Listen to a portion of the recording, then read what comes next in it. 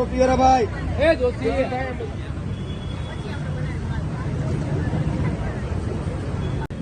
આમ થોડાક આમ આવી જાવ ને આગળ તમે બરાબર આ બાજુથી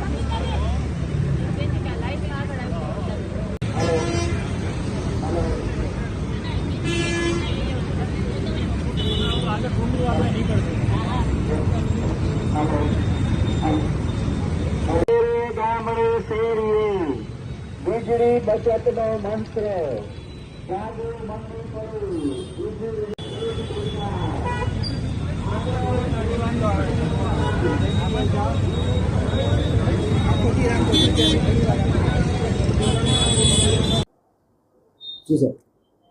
આજરોજ સેવા અને સ્વચ્છતા પખવાડિયાના અનુસંધાને જામનગર પીજીવીસીએલ વર્તુળ કચેરી દ્વારા એક પદયાત્રાનું આયોજન કરવામાં આવ્યું હતું.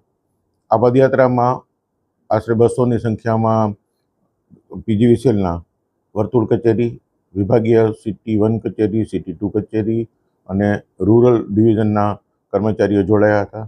આ ઉપરાંત જામનગર શહેરના સબ ડિવિઝનના કર્મચારીઓ પણ આમાં જોડાયા હતા. આ પદયાત્રાનું મુખ્ય ઉદ્દેશ લોકોને ઉર્જા સંરક્ષણ, ઉર્જા બચત અને સલામતી માટે જાગૃત કરવાનો હતો.